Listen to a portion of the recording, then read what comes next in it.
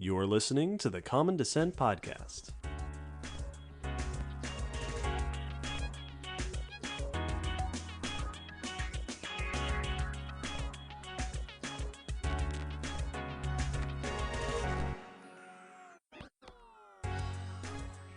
Hello, Will. Hello, David. Hello, listeners, and welcome to the Common Descent Podcast with Silver Screen Science. Back again. This is our series where we look at the science of movies, not just nitpicking, but the broader way that the movies treat science, scientists, and our personal favorite subjects in science, animals and prehistoric things and history of life and such. Yes. Today we are discussing Evolution. The movie. The movie, well, the 2001 movie. Yeah. I'm sure that there are more than one movie called Evolution. The 2001 film Evolution was released by DreamWorks and Columbia Pictures, and it stars a bunch of names that belong in better movies than this, I think. Yeah, like it's got quite the cast. It's got David Duchovny, Orlando Jones, Seann William Scott, Julianne Moore, and Ted Levine. Yep. It's quite a cast. Will, would you like to explain the general plot? Absolutely. So this movie begins on a meteorite entering Earth's atmosphere and crashing down. When it is discovered or examined by the local scientists, they find that it is teeming with life. Life that evolves particularly fast. And as the movie progresses, the life evolves out of control, and wacky shenanigans ensue, multiple creature interactions ensue, until the alien life is now a threat to all human life. Yes. As sci-fi movies go. It is a sci-fi comedy. Yep. There will be spoilers from here on out. Mm-hmm. If you haven't seen the movie, there will be spoilers from here on out, so that you are warned. We are going to talk about, like I said, the science, the scientists, and the creatures, and the evolution that is the eponymous focus of the film. And finally, before we get into that, why we're doing this? Well, mostly for the same reason we did Tremors last week. Yeah. Because we're stuck inside most of the time. A lot of our listeners are stuck inside. There's a pandemic on, and it has made for a great time to sit at home and watch movies. Which we have taken immense advantage of. Absolutely. The second reason is because it was on Netflix. Yeah. And so we hosted a second Watching with the Fans movie night, where we had a handful of people join us with the Netflix Party Chrome extension to watch the movie together. Which made for the most fun watching of this movie that I personally have ever had. It's a great experience. We know that not all of our listeners can access these Netflix movie nights, and we apologize if you're missing out. That's a shame. But that was an influence in our decision, because we knew there would be a handful of people who could join us. And the third reason is because this movie... I can't speak for Will. Yeah, but you can. I love this movie so much. It is not a good movie. This is what would be categorized in a guilty pleasure. Absolutely. This is the first movie that comes to my mind when I think of guilty pleasure movies. But I have no guilt. This is a movie where everyone involved in the movie did a great job at putting together this not great movie. Yes. And I love it. But let's go ahead and move into discussing what happens in the movie. Yes. So before we get into scientists and science in the broader sense, usually when we do Jurassic Park and Godzilla, we start by talking about the creatures. Yeah, doing a cast list of the creatures, basically. And in this one, we are going to go ahead and start talking about the creatures from beginning to end of the film, which sequentially also follows their quote-unquote evolution as they go from start to finish. Yeah, so we'll kind of discuss the path of evolution that the movie is displaying while we are also introducing the creatures they show. So the first creatures we see are single-celled organisms. Yes, they find cells in the goo of the meteorite. And then those cells, they reproduce unreasonably quickly. Yep. And with seeming no food source. That's the thing that gets me about they see the cell split. All right, cool. Yep. And then it is multiplying into dozens and dozens of itself. But what are you eating? And I get what the scene was going for. So, the scene is he's looking at them through a microscope. He sees one split, and then it zooms out and we see that there are more in the goo, and each of them are splitting, which then each split, which then each split. So they are exponentially filling the screen. Which, yeah, that's what happens with cells. Like Right. when an embryo starts from a single cell, it doubles and it doubles and it doubles. Well, if you keep doubling, you double faster than you were. Right. And bacteria will do the same thing. So that's what they're going for in that scene. But they need a medium. Yeah, they need to eat, they need fuel. They need to create mass somehow. This is happening in a microscope slide. Yep. So the cells expand, and then he goes and gets the geologist guy, Orlando Jones, and by that time, they are multicellular microscopic organisms. Yep. And Ira, David Duchovny, says Mulder. that they went from single-celled to multi-celled. They did what took us 200 million years, he says. Yes. Erroneously. In a day or an hour or Yeah. whatever he says. But they have, quote-unquote, evolved, which they're splitting very quickly. Yep. And so give rise to something multicellular. Well, and one of our viewers, one of our listeners that was on the chat, asked the question, because they discover that they're alien life because they have 10 base pairs compared to our 4 base pairs of DNA. Yes. And asked, would that increase their mutation rate, allowing them to evolve faster? Which the answer is, I don't know. And also, I finally realized what bugs me about that phrase. When we talk about base pairs, geneticists are using that phrase to describe the length of a sequence of DNA, because DNA is double-stranded, and so each unit is a pair of bases. What the movie is trying to say is that we have 4 nucleobases, which are the bases of DNA, which are pairing. The adenine, thymine, guanine, and cytosine. Yes, which David Duchovny's character says all life on Earth has 4, which is kind of true. We have 5. Yeah, there actually is a 5th. Uracil is a thing. RNA. And so what I think they're getting at is that they have 10 bases. Yes. Not 10 base pairs. And I can see where just from a general public standpoint, that is confusing. DNA has 4 base pairs and 4 nucleobases, and those are 2 different things. Right. Like that's weird. That's a confusing statement. 4 base pairs would mean a short sequence of DNA. Is that it is 4 paired bases. Yeah. And it's a little thing, which would have 8 nucleobases in it because they are paired. But regardless, genetic structure is different from everything on Earth. I think eventually they say that it's nitrogen-based life instead of carbon. Yes. If I remember correctly. So our cells go from single cell to multi-cell, which a bunch of people in our chat were quick to say, well, didn't that take like 2 billion years on Earth? Which, yes, but from the scratch. Yeah. So maybe these were at the stage right before. Yes, very true. In a day turning into... But the whole point is that they're evolving very quickly. And the next thing we see them doing, they go back down into the cave, and they start seeing rudimentary plant-like or fungus-like structures. And that's one of those where he says, like, look at all these, simple plants or something. Right. He says they look like mushrooms. Yeah. And then calls them simple plants. And that's one of those where they're branching structures. So that could be a million, those could be corals. Right. But also one of the things that defines plants is that they're photosynthetic. Yes. And they were in a cave. Yep. Although he does make reference at some point in the film to cave moss. Yeah. When they find life on the meteorite, and he says, could it be cave moss? What is cave moss? Yeah, right. That's not... No, I don't think that's a thing. If I'm wrong, if somebody knows what cave moss is, let me know. Yeah. Or is that just moss that grows just inside or near caves?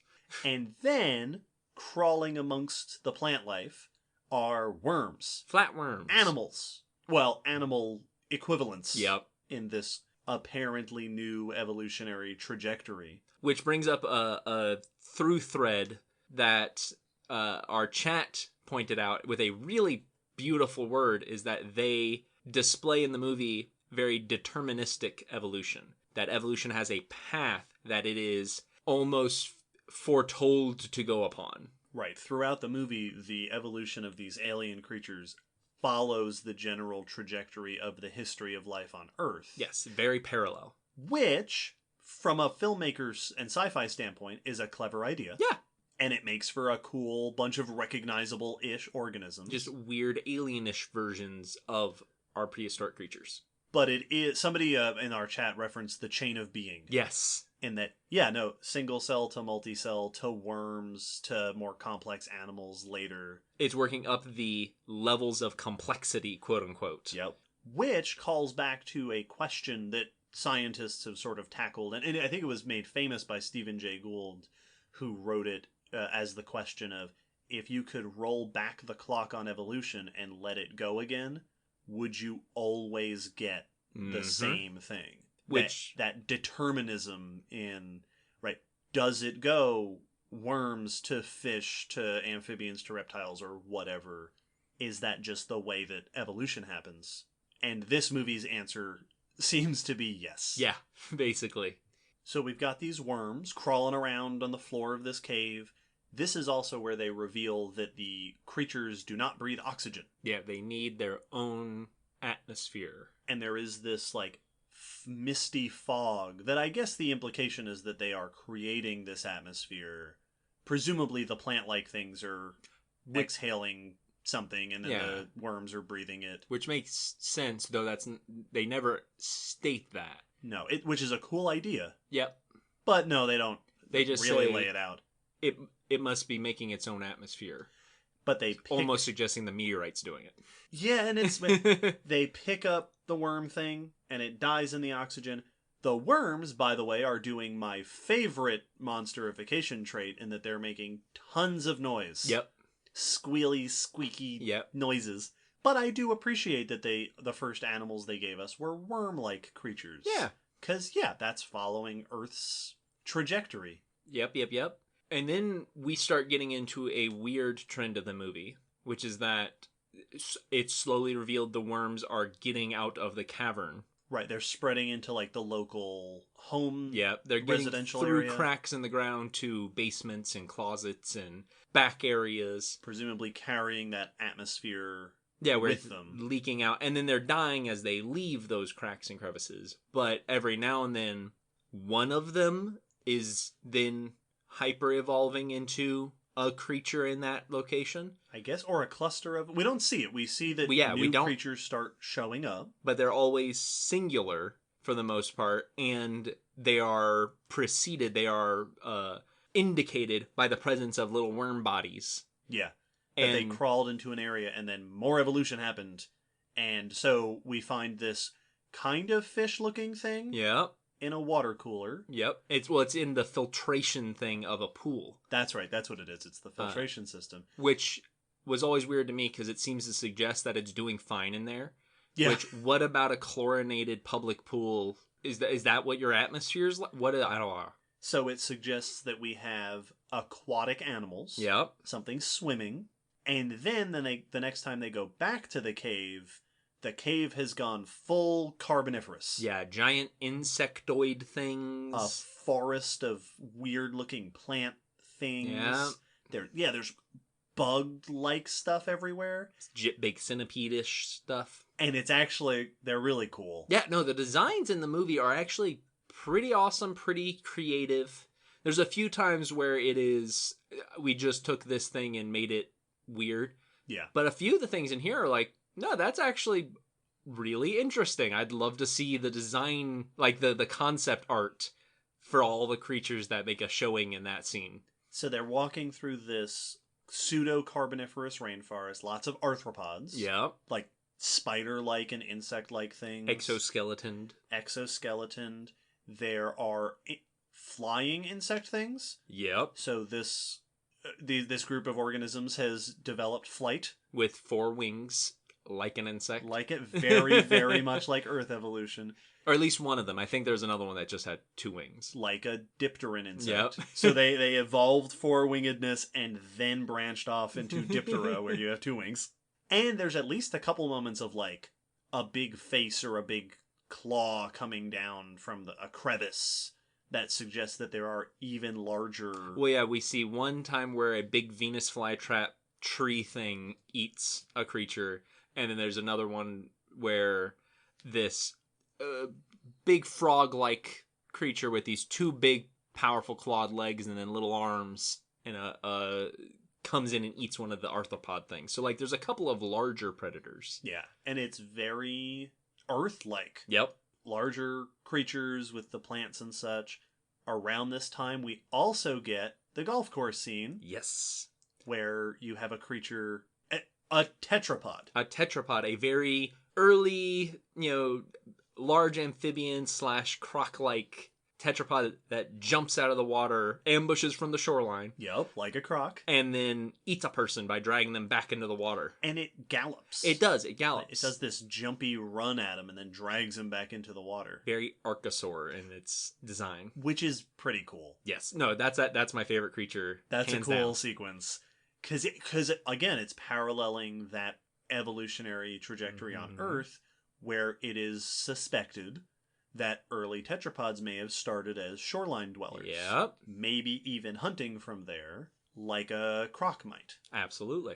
And then we get one really weird out of left field creature. Oh, that's right. The dog thing. Yeah, the weird seal, fleshy, flubbery, gray dog thing. It looks like if you combined a seal with E.T. Yes. Yeah. Yeah. No, that's pretty good.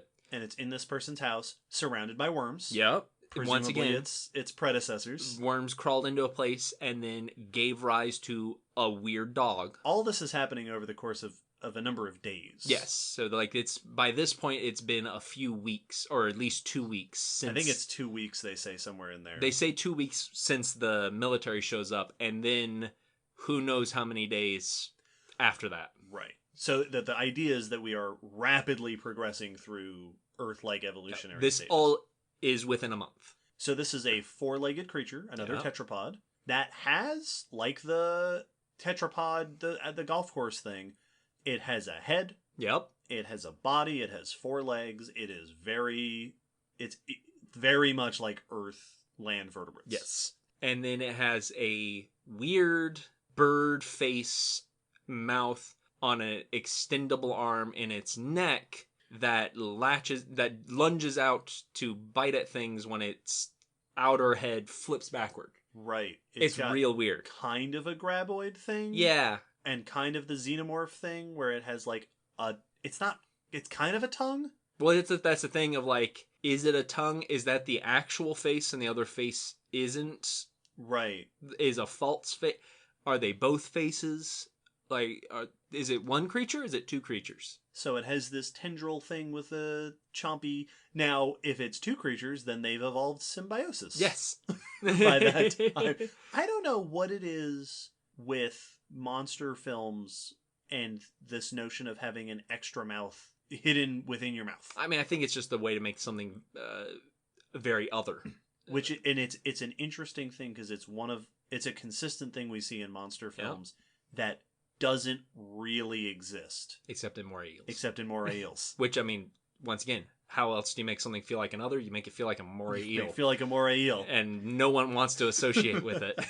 So it's an odd creature, but again, you can see where the inspiration is from Earth organisms. That one... It feels like, I don't know outside of the tongue thing. Like, that one I feel like was just, I've got a cool idea for a creature. I don't know that one's following any of the trajectories. That one feels to me like Moscops and some of those Permian animals that had the big bulky bodies on the pillar-like legs. Which... It's like if a cartoonist drew one of those. They have a broader name, and I can't think of it right now.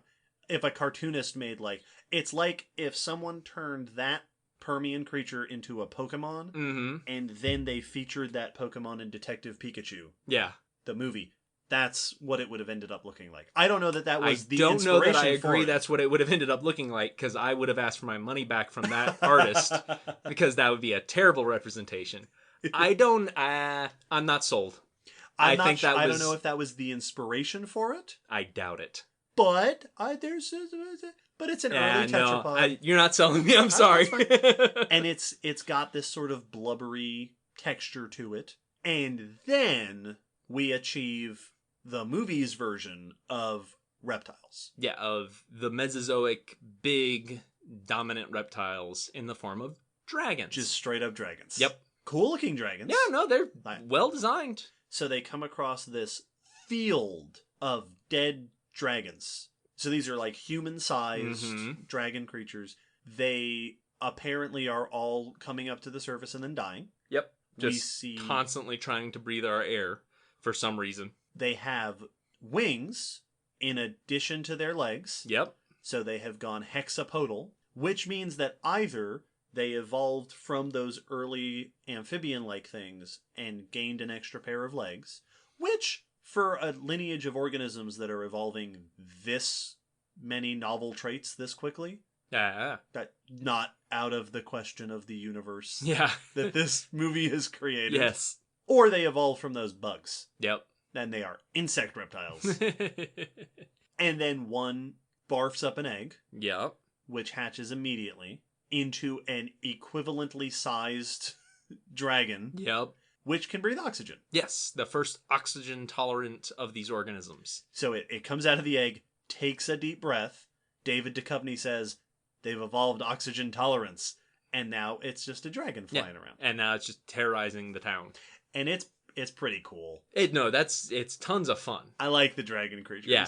They're pretty neat. It's a really cool creature. It's very monstery, as everything in this movie is, in that it's very screechy. Yep.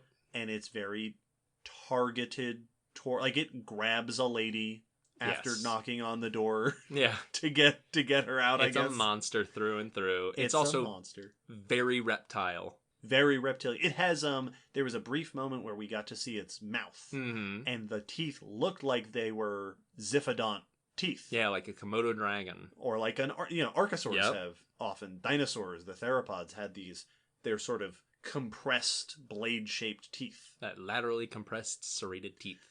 So we've gone from the Precambrian to the Devonian ? To the Carboniferous kind of, and now I guess we're in the Mesozoic. Yes. We have something dinosaurian. It also has good it also has an affinity for music. Oh yeah, it has very good hearing. Excellent hearing.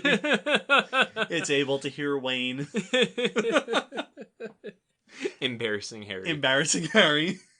And then I think the last creature we standalone creature we see is heralded by, I think it's Ira, David Duchovny's character, who says they've evolved into primates. Yep. The hairy no-nose chimps.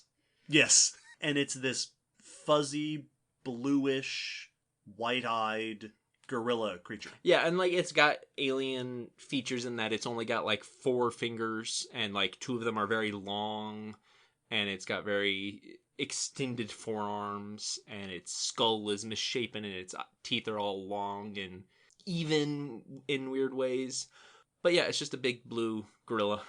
And they go full on, like with a lot of them, they go full on primate. Yep. In that it is, I think does it have a tool? Yeah, no, it comes over with a big club of rock or bone, and is smashing the cameras one by one. Yep. It is suggested send the elevator up as a distraction. Yes. To then ambush everyone up top. Highly intelligent in the way that movie monsters tend to be. One of the people in the chat said Shakma, which was an excellent reference. And the primate terrorizes people, and then it's pretty much done. But it's very primate-like. Yeah. And it's an ape. Yes. It has no tail. It's standing on 4 feet, but it doesn't look... It's standing on its back feet, rather, but it doesn't look super stable on its back feet. Yeah, it's still using its front arms to walk around and to hunched. Maneuver. And I like that he says they've evolved primates as though primate is a... primates is a clade. Yeah. That is an order of mammals. You are a primate if you fit within this group. Yes. This movie seems to be following this trend of we're not just following the same trajectory as Earth evolution, but those worms are worms. Yep. And that reptilian thing is a reptile. He calls the croc thing an amphibian. Yes, he does. You're using Earth terms to refer to these creatures. Yes. And it also suggests that we see the apes at the end of the movie, because they have finally reached the top Right. It's that great chain of being. Yes, it You is. worked your way up towards primates. Once again, very deterministic. That Yes, like there is an end point. this is the obvious conclusion of evolution. Yes. Which is that very outdated concept Yeah. of that there are certain things that are more evolved. That a primate is somehow more of an evolutionary achievement than the worms or the dragon thing. The other thing, kind of stepping out a little bit, that to me is weird about the way they display the evolution of these creatures is that multiple times we see that they are preceded by those worms. Like the flatworms persist, and when they come back and find the apes, we're still in that Carboniferous forest. Right. So like it's not all evolving at the same rate, and the ones that are preceded by those worms to me suggest that that is a completely isolated evolutionary line. Yeah, they never show a connection amphibian to reptile to primate. Or I guess worm to amphibian to different amphibian to primate. Yes. Or through that fish thing. Yeah, like so the dragons, the hexapod dragons, could have evolved from one of those other organisms that had 6, or they might have just also evolved from the worms completely separately. Yeah. Because the movie seems to suggest that that can happen. So it's weird because as we go through the movie, we see progressively more recent similar organisms, but we don't see that they're actually evolving from one another. Right. They're just evolving forms that remind us of more recent organisms. Yes. Which is interesting because it brings up that question of if we found alien life, right? The way that we classify life is not just based on shared characteristics, but on shared ancestry. Yes.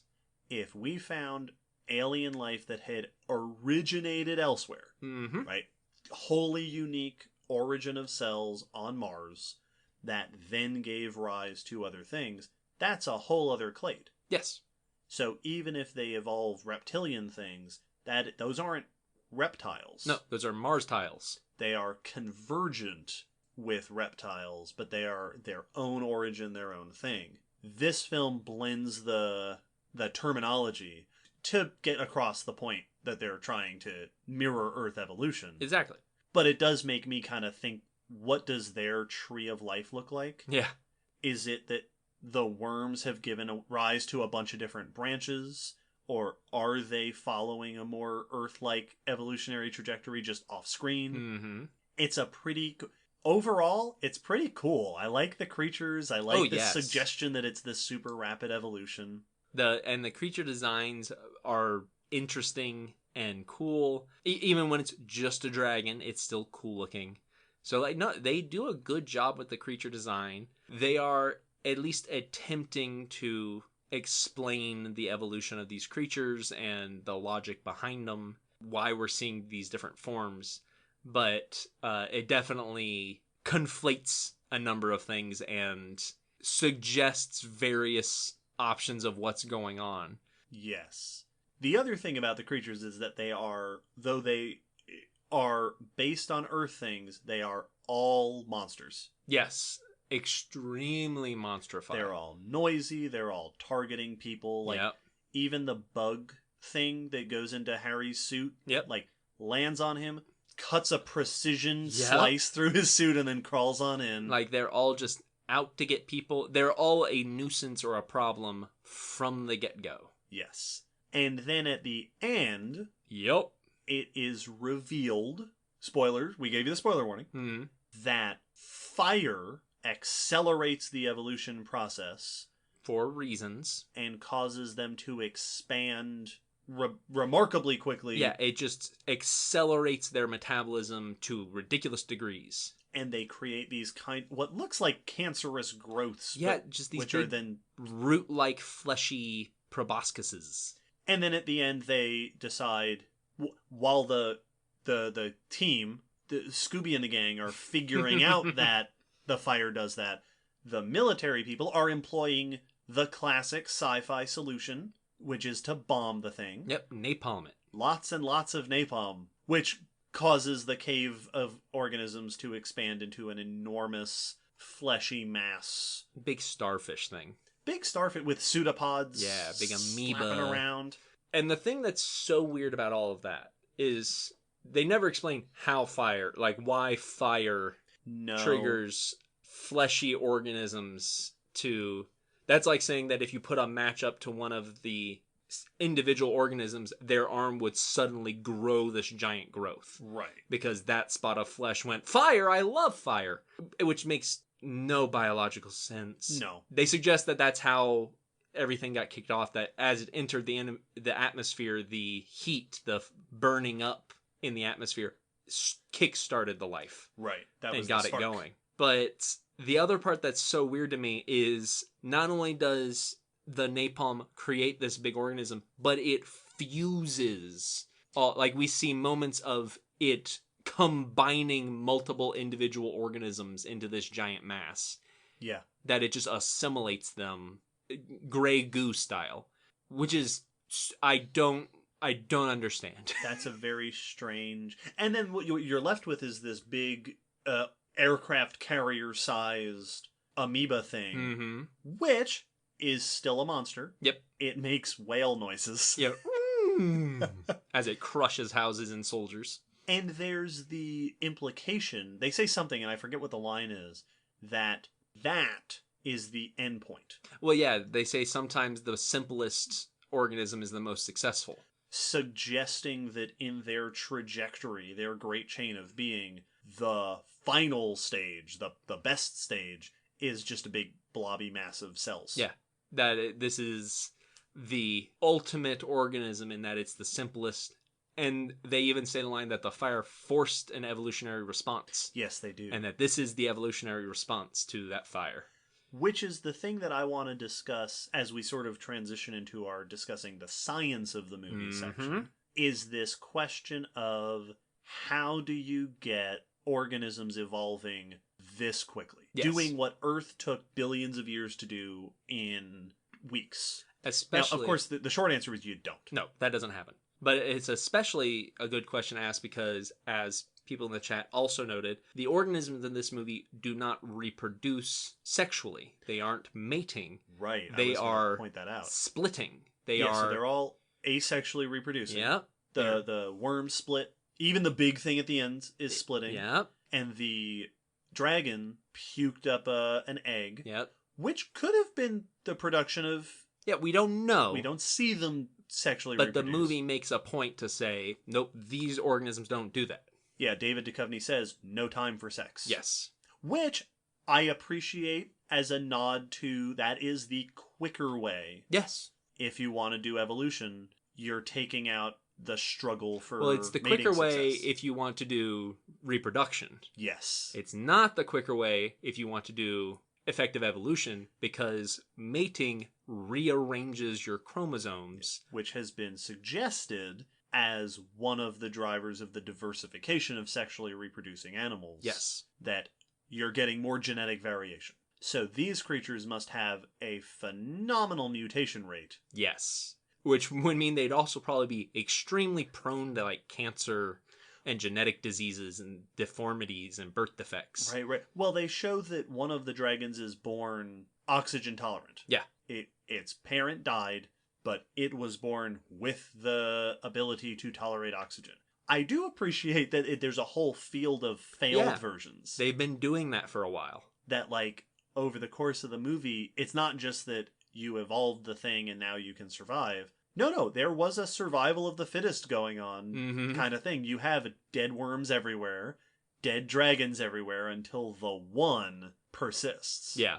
Which is another one of those very sort of tropey depictions of evolution. And it's something that you'll hear people say a lot, where they'll say, imagine what it was like to be the first fish to walk on land. Yeah. Or I like, the idea that a mutant paved the way for, and it's this image that a single individual made the evolutionary transition and then gave rise to future generations. And that seems to be what this movie is going with. You had all these dragons.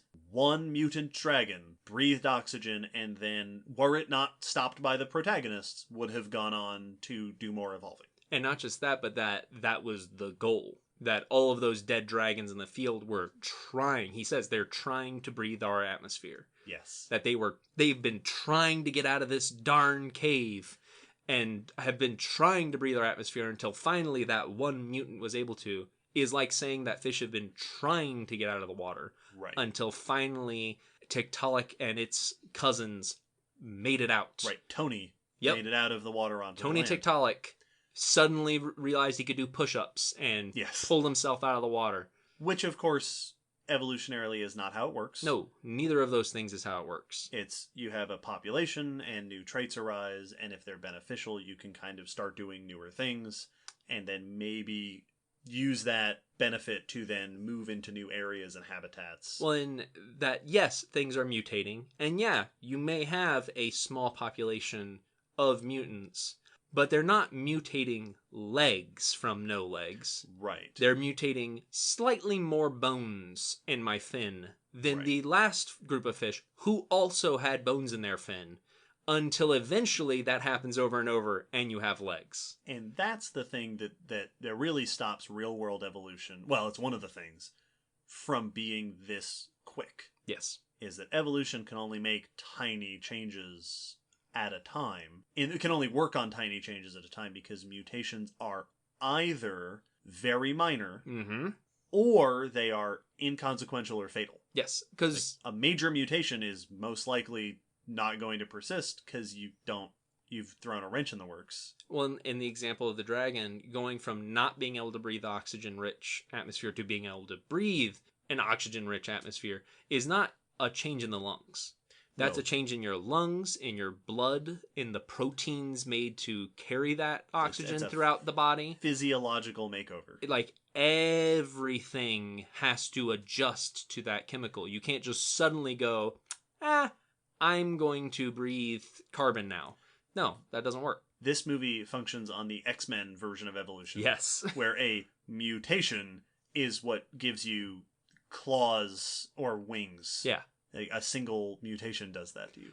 And so it's going with the idea that evolution has a goal. Deterministic. That it's deterministic, but also that there is the organisms are attempting to get to different environments. They're wanting to get to... I'm near water, so I evolved a fish. Right. Because I wanted to get in that water. And that it's also...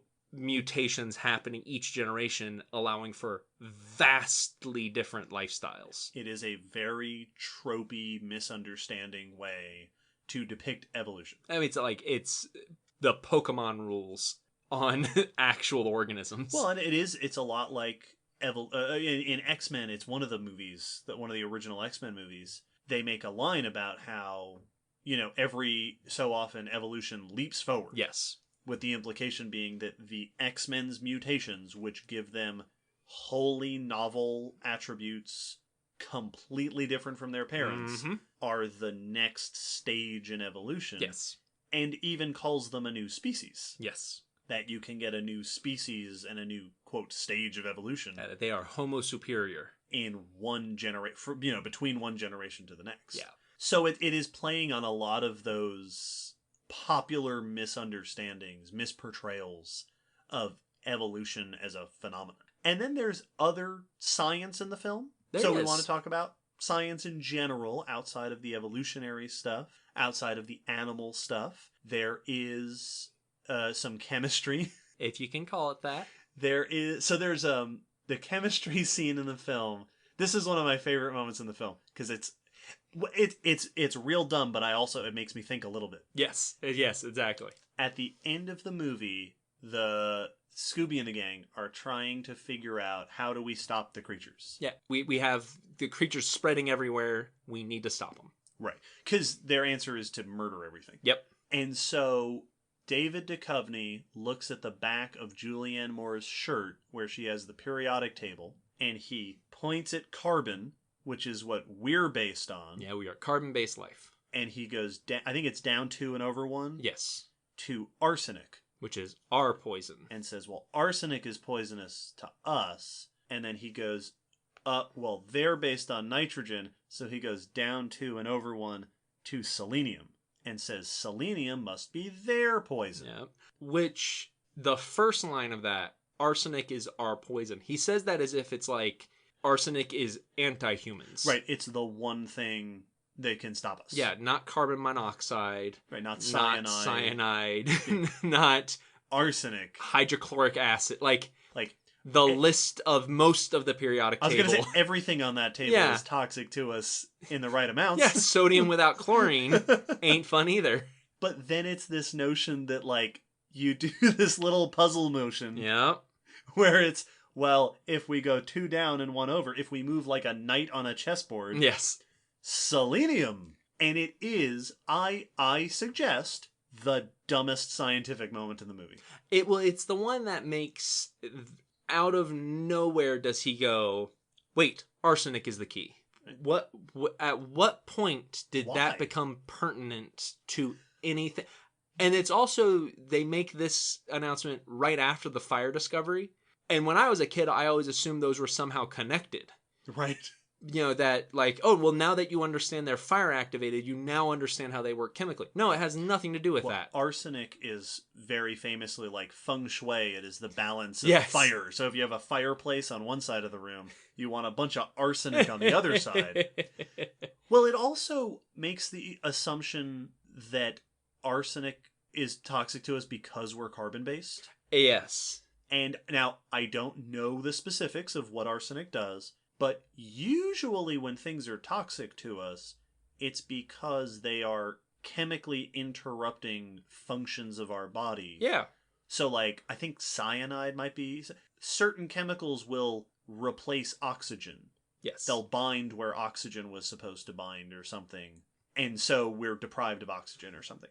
But I don't know that arsenic is specific to carbon. I can say that it most surely shouldn't be, because arsenic is found in the seeds of apples. Right? And all life on Earth is carbon-based. And if it was, then I could maybe see you arguing that the difference between carbon to arsenic and nitrogen to selenium involves a similar increase in molecular weight and change in valence electrons. That carbon and nitrogen should have a similar shift in molecular behavior as arsenic to selenium would have. But that's not why it's toxic to us. No. Because yes, the placement of things on the periodic table do affect how they behave. Like, all the noble gases are in a line, and they all don't do anything except light up when you electrocute them. Well, because they have a completed outer shell of electrons. Yes, that's why the periodic table is arranged the way it is. But you don't just get to, like, play Dr. Mario and shift things from place to place. Yeah, because that would mean that there would be a limited amount of chemical reactions, and that everything would happen similarly as long as you moved over the same number of steps to the left or right. So it's a real silly moment, which is there to set up them using Head and Shoulders shampoo to defeat the creatures. Because the active ingredient is selenium sulfide. Which, in turn, sets up one of my favorite jokes in the movie. Which is their commercial parody, which is very funny. There's also another moment that I had completely forgotten. So I remembered that this movie, I was like, oh, this is the one with that weird periodic table thing. I forgot about their model of the spread of the aliens. Yeah. So Julianne Moore, Dr. Reed, gets up in front of the military people and is like, we've modeled the spread of these organisms. Which, right off the bat, is how? I always assumed that they were just based off the current spread if we continue this rate. Right. And then she shows this map where the red, indicating the spread of the creatures, starts they're in Arizona. Yep. And it spreads across the United States.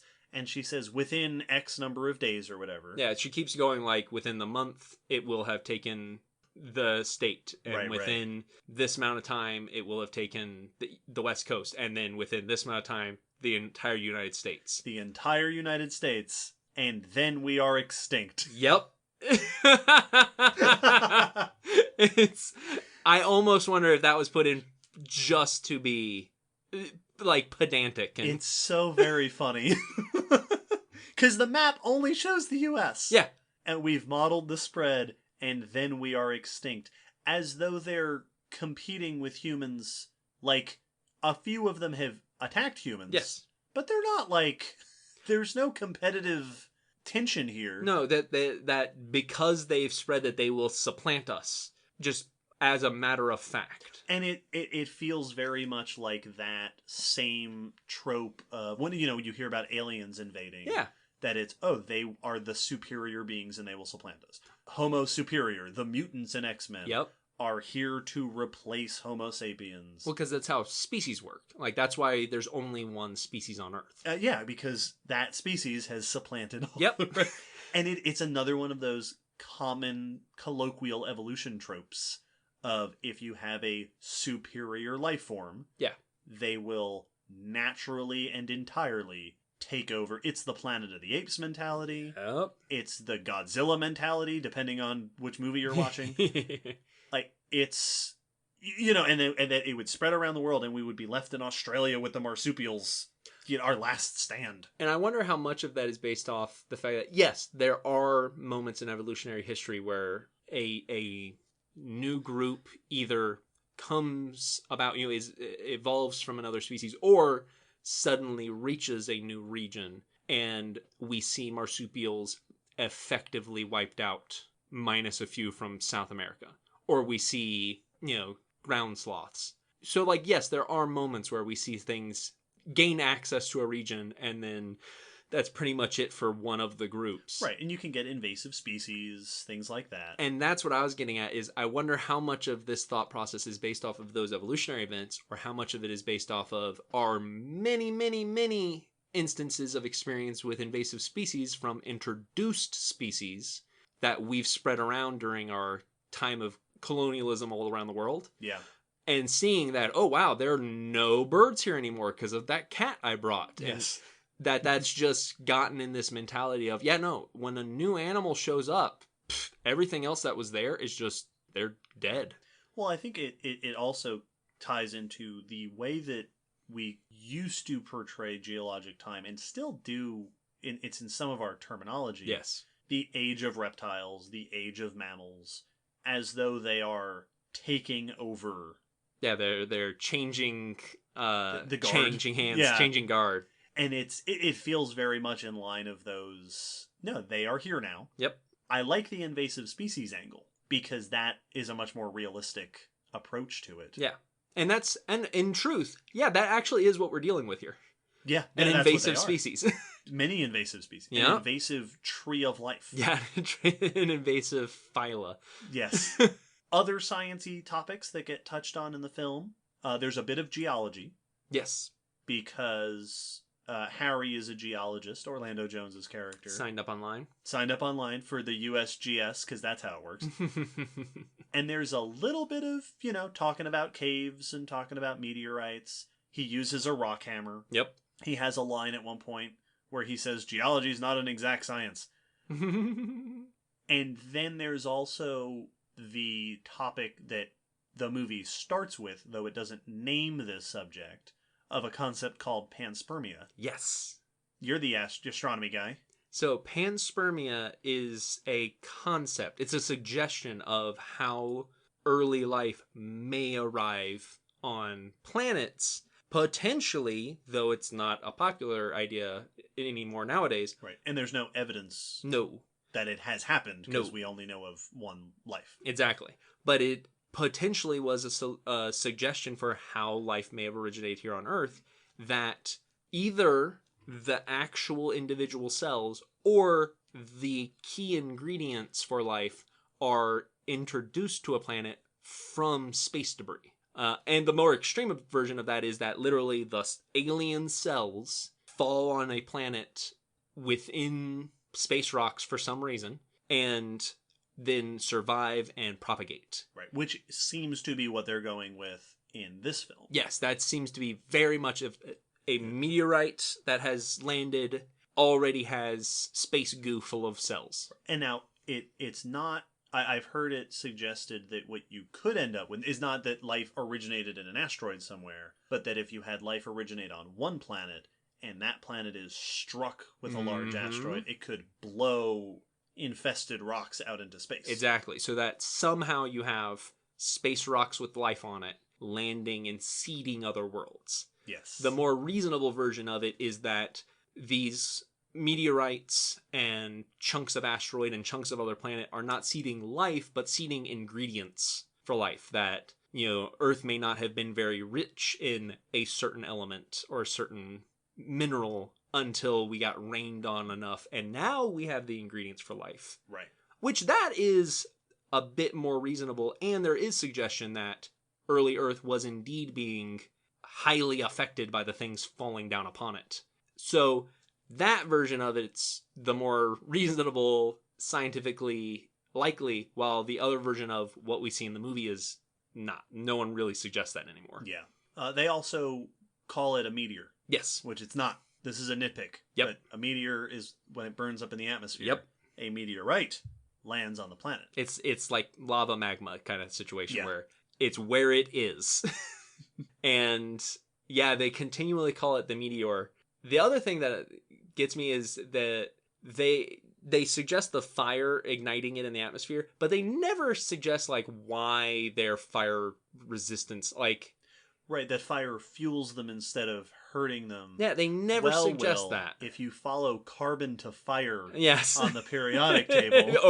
over to the old elemental Yeah, you table. go to like old philosophical to fire, you'll find that for us it's water. Yeah.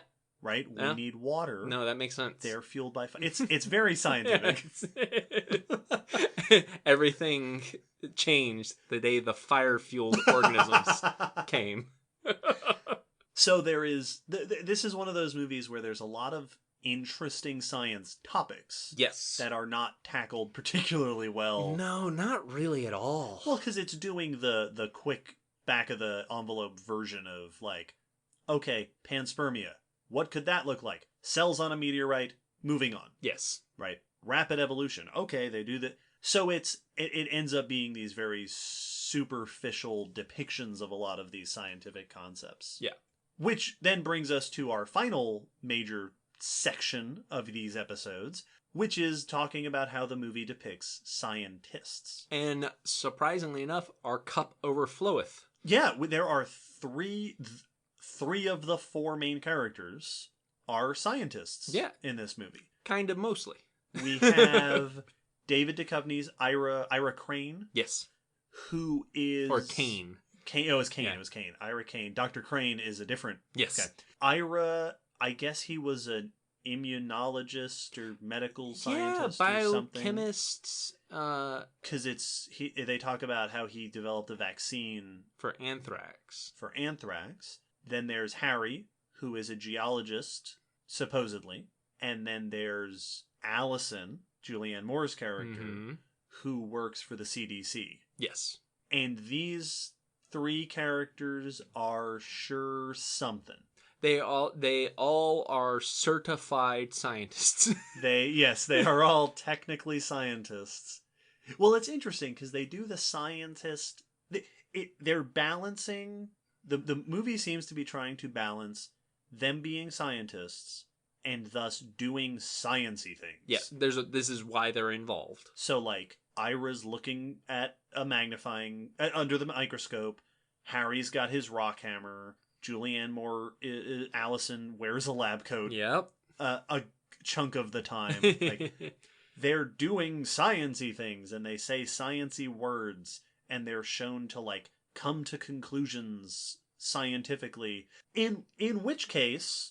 I actually appreciate that the movie does a little bit of having each of the scientists have their own knowledge base. No, that's very true. They do make a point to kind of tie things back to what they're supposed to be doing. Like that Harry's the geologist, and so he leads when they go down to the caves. He's finding their way around the caves. Ira comes up with the chemical solution for how to defeat these creatures, and when he's talking to Harry, he's explaining life history stuff. Mm-hmm. He's like, well, they evolved blah, blah, blah, blah, blah. And Harry's like, I do rocks. I don't know what that is. Yep. So they're doing a little bit of that. Yeah, the field specialization. But on the other side of that is the fact that they also never really define their specialties, and like Ira is a specialist in whatever the movie needs him to be. Yeah, biology stuff. Yeah, and we never see her do anything really CDC related. No, I was just thinking that. Why is the CDC here? Like, why the CDC there makes perfect sense. Alien organisms, alien diseases, that's... Right. Yes, you would have the CDC. We quarantined the first astronauts back from the moon because we didn't know if they had moon diseases. But they don't talk about that. But they never do anything. She's just the science... She's just the non-military scientist. Yeah, she's the government with scientist. the military. Yeah. And then that's it. She never does anything. At one point, she's like... This was very irresponsible for you not to tell us. Do you know how dangerous this could have been? Which is the closest she gets to being CDC-esque of like, this could have been an outbreak. And then never mentions disease. No. Ever again. And the three of them have this trajectory of... they're balancing, okay, they are scientists, so here's some sciencey stuff. But they also need to be cool and funny. Yes. Because of the movie, which has them doing very non-sciencey things. Oh my gosh, if we accept them as scientists, they are bad. They are scientists. Awful. She's not terrible. Like, Julianne Moore's character, she's mostly like, she's wearing the lab coat. She's studying the creatures. Well, we don't see her do much science, but we also don't see her do much bad science because of the lack of science we see her do. Right, exactly. She's characterized as being a scientist, but we are told she's a scientist, but then she also falls down a lot, so we're not supposed to take her seriously as a professional. Yep. Harry and Ira are bad scientists. And a little bit bad people. And they are very bad professors. Yes, like, they are terrible professors. The way we are introduced to these two characters is Ira openly mocking two of his students in front of his classroom. Yep, for the paper they wrote. For doing a bad job on a paper, which makes you a bad professor. Yeah, that's horrible public bullying. And Harry arranging what appears to be a romantic relationship with one of his students. Or at least a student who's wanting to arrange that, and he's not shutting it down nearly quickly enough. Right. And he's excited about it. Yeah, no, he's definitely like... He's like, I'm hey. not... Yeah, even if I don't do anything, yeah. So they are bad professors. And then, like, they spend a bunch of the movie breaking into the military sites. And what's weird about it is that they are motivated in the movie by the desire to have sort of first claim to the discovery. Yes. Which is not an unscientific thing, that I made this discovery and I want to be the one to publish it. Scientists are humans, and being human means you have a bit of an ego sometimes. And there is a procedure in science of giving priority, right? With like the taxonomic names, the first person to publish it, get the name sticks. Giving due credit, where it's needed, and that's also for research purposes, so that I know who made this description and I can actually cite that person. Right. And there is a push, especially these days in science, to be more mindful of who made the discovery and who did the work.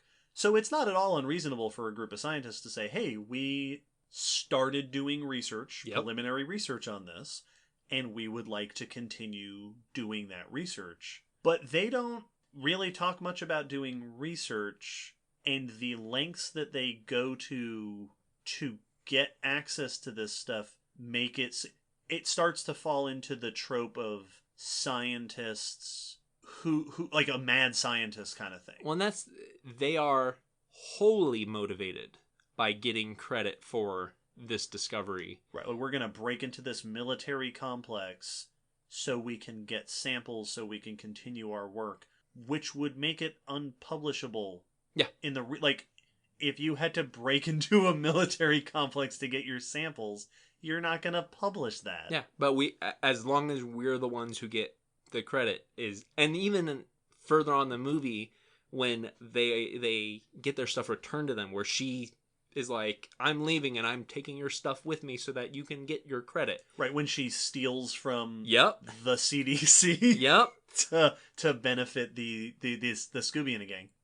The point of that is not so that we can continue doing proper research. It's so you can get credit. They don't actually care about the discovery. No, they don't really do any research or anything. And they kill all the things. Yes, they just murder. And that's the whole movie. Our scientists are motivated by the fame of discovery. Yep. And basically nothing. Like, there are moments where they're intrigued of like, oh, wow, look at what they've done. We should get a sample so that we can have a sample. Right. So that we can own part of it once again for the sake of discovery. But at no point are they just like, at no point do they have the Tremors moment of this would be the biggest zoological discovery of the millennium. Right. They don't care. Another thing that no one in this movie takes this as seriously as it would be taken. Yes, no one's freaking out over the fact that we've confirmed life exists outside of Earth. Aliens are here, and they are a plague, and it's answered by, like, the local militia. Like, this one little town. And I don't know who Dan Aykroyd is supposed to be. He's the governor of Arizona. It comes down to the governor of Arizona to decide what is done about this alien infestation. That's not what would happen. Yeah.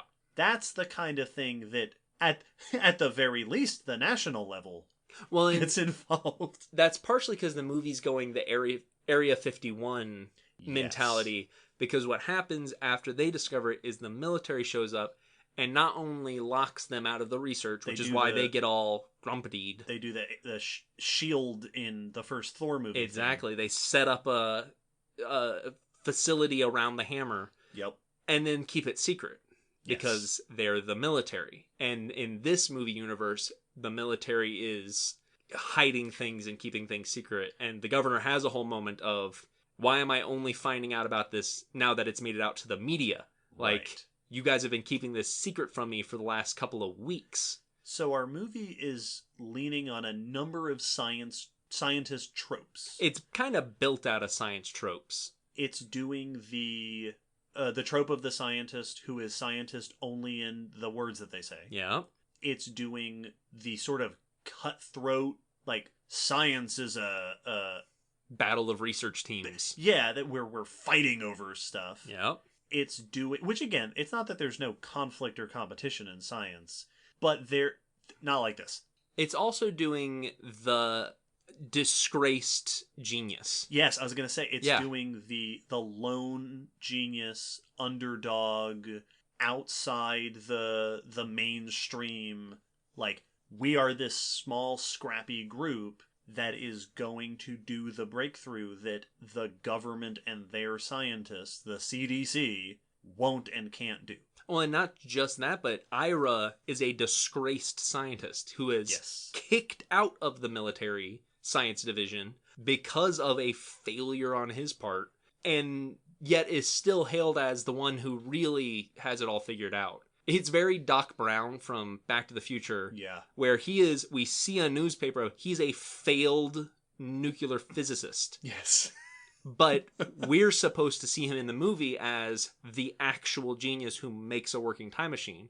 Movies love to do that of like, I failed in the rat race, but that's because they're all screwy jerks. Right. I'm outside the rules. Yeah, now I'm here, I'm a loser by their definition, but really I'm still the smartest one around. Right. Yeah, that doesn't happen.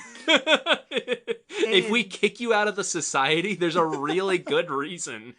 And they're doing the science secrets thing. Yes, they keep it secret when they first discover it. They're not telling anybody.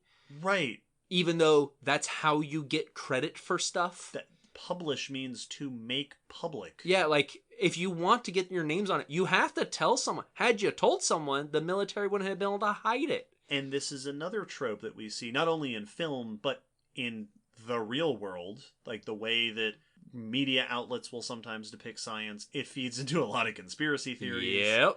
of this idea that science is about getting this knowledge and then hoarding it and keeping it Yes, sitting upon it. secret until it is discovered. Locking it up in ivory towers. So that it can be studied for mysterious reasons. Yes, for our purposes, which none of you will know. So the scientists in this movie are kind of scientific a little bit at times. Yes. But mostly really bad, tropey scientists. Yes. Like, kudos to the movie for giving us 3. Yeah. That's pretty cool. And you were doing a comedy. Right. So these are caricatures of scientists from the get-go. They're also doing a little bit of the jack of all trades thing. Yeah. Where, like the guy in Godzilla King of the Monsters. Yes. Where it's like, you are a immunologist or whatever.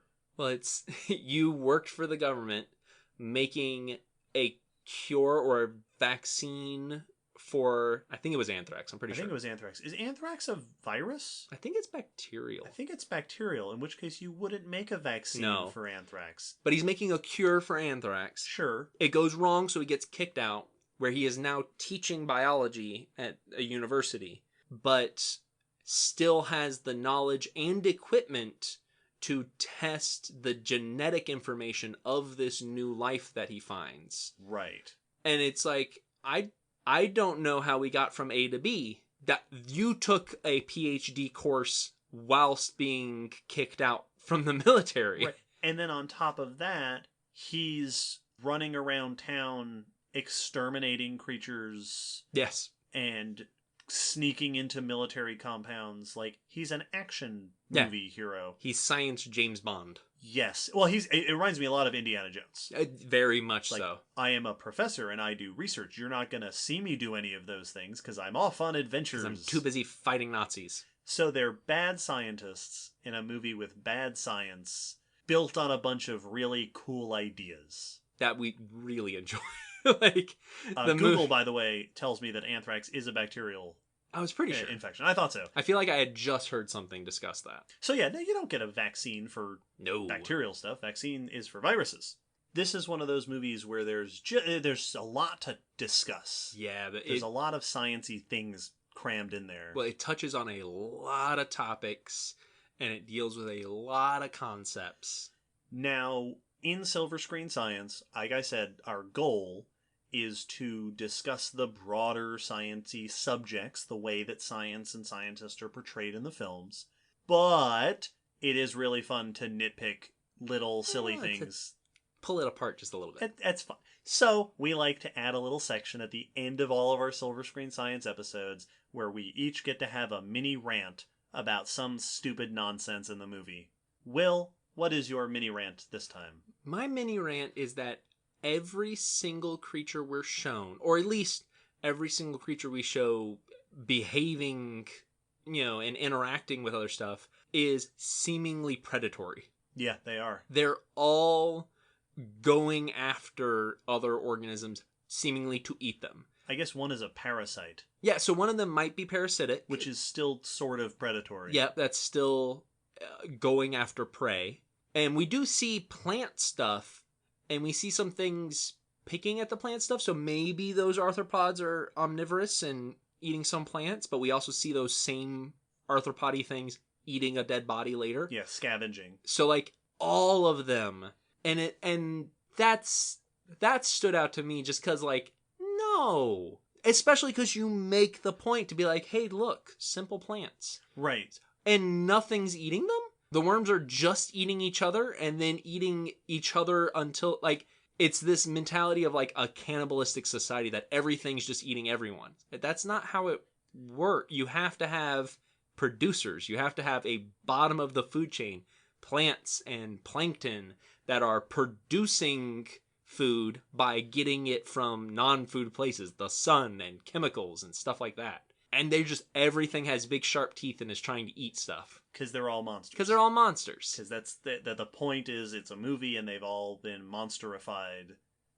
because they're all carnivorous and they're all scary. Which I get, but I stand that they still could have had their monster movie and had at one point an alien bull rampaging through an area. Well, like have it eating a bush and they're like, oh my gosh, and then it sees them and just charges for no reason. Like, you can still make it a monster. Herbivores aren't dangerous. No, they're completely fine. Ask anyone who deals with hoofstock.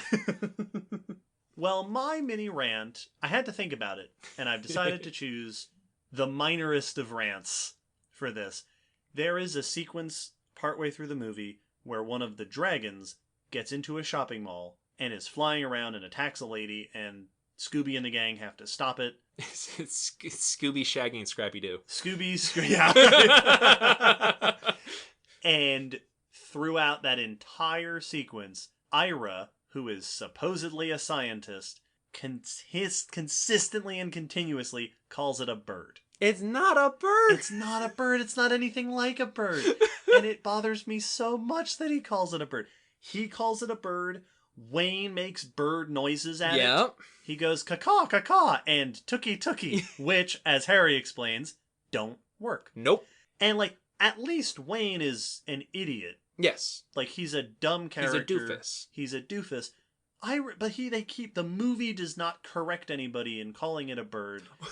It keeps pushing this idea that it's a bird, and this fits into that same thing as before, where we're using Earth terms to describe the aliens, but it also fits into this broader sort of colloquial usage of bird. Yeah. It's like the sort of, I'm going to say old school, because it is a more of a thing in the past, although it still exists today, where people will call anything in the water a fish. Yes. It's like, right, but fish has a meaning. Yep. That is a word with meaning. Fish means a thing. A dolphin's not a fish because fish means a thing. And this reptilian, six-legged, toothed dragon creature is not a bird. They even make a light meat, dark meat joke after they kill it. They do! And it's reminiscent of the way that people will call pterosaurs birds. Yes.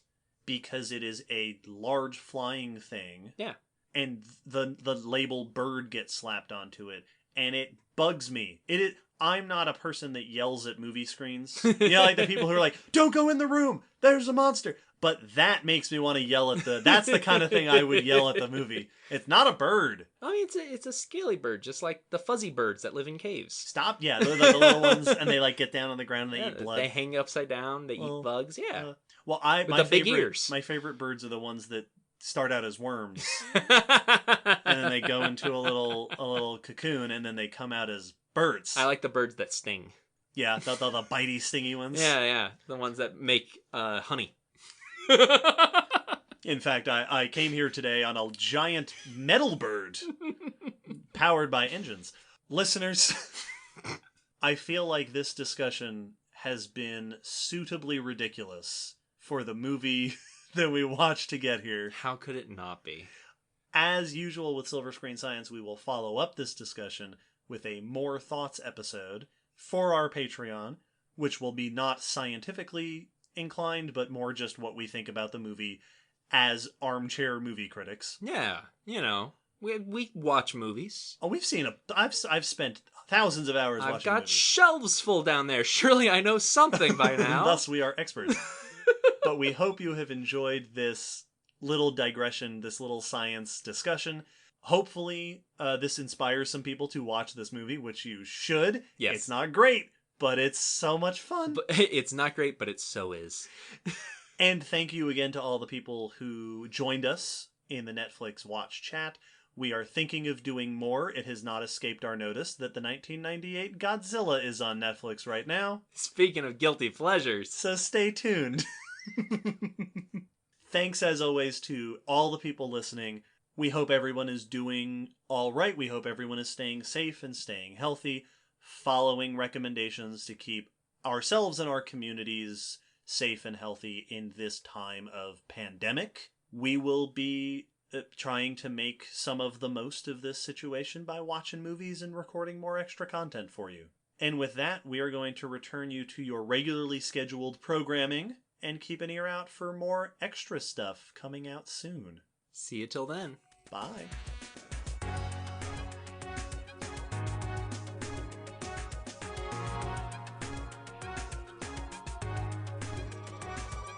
Thanks for listening to the Common Descent podcast. You can follow us on Facebook, Twitter, YouTube, and check our WordPress blog for pictures and links after each episode. Huge thanks to our patrons whose support helps keep this podcast running and who get access to bonus goodies on Patreon. The song you're hearing is called On the Origin of Species by Protodome, which we found at ocremix.org. Thanks again for listening. We hope you'll join us next time.